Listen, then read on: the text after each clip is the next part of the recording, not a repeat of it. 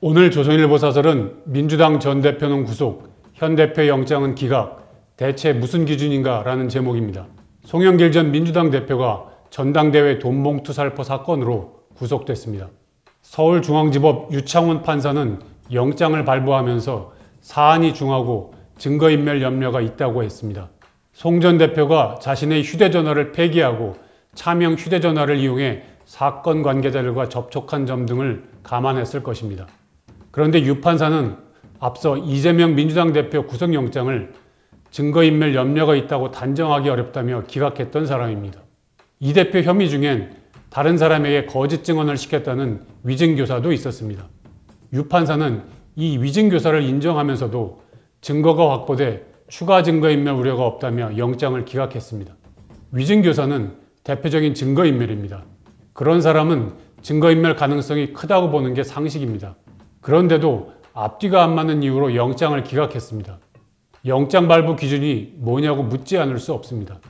돈봉투 사건과 관련해선 송 전 대표 당선을 위해 돈봉투를 만들고 전달한 사람들이 이미 구속됐고 모두 혐의를 인정했습니다. 그 정점에 있는 송 전 대표 영장 발부는 당연한 결과입니다. 이 대표 관련 사건도 구속된 사람만 21명입니다. 21명 거의 대부분이 이 대표를 위해 혹은 이 대표 때문에 한 일로 구속됐습니다.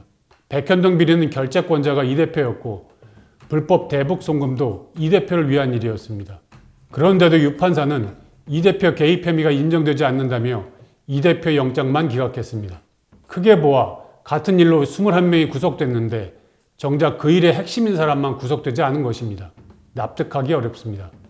유 판사는 이 대표 영장을 기각하면서 정당의 현직 대표로서 공적 감시와 비판의 대상인 점을 감안했다고 했습니다.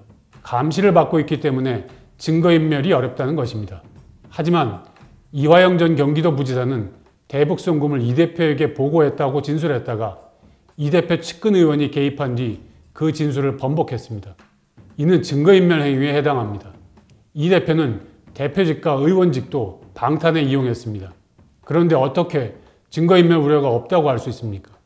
결국 정치적인 부담의 차이 때문에 전직 대표는 구속하고 현직 대표 영장은 기각한 것 아니냐는 말이 나올 수밖에 없습니다. 사실이면 판사가 법리가 아니라 정치적인 판단을 한 것입니다. 이제 민주당은 전직 대표는 구속되고 현직 대표는 불구속 상태로 재판을 받는 상황이 됐습니다. 민주당은 이런 초유의 사태에도 아무런 공식 입장을 내지 않았습니다. 그동안 돈봉투와 관련한 통화 녹음이 다 확보됐는데도 관련자들은 조작, 탄압이라며 오히려 공세를 펴왔고 송 전 대표도 영장을 기각시킬 자신이 있다고 했습니다. 이재명 대표도 자신과 관련한 수사가 정치보복이라며 단식까지 했습니다. 민주당은 잘못이 드러나면 거짓 주장을 하고 검찰에 역공을 퍼붓는 게 일상이 됐습니다. 하지만 진실은 결국 드러나게 되어 있습니다. 오늘의 조선일보 사설이었습니다.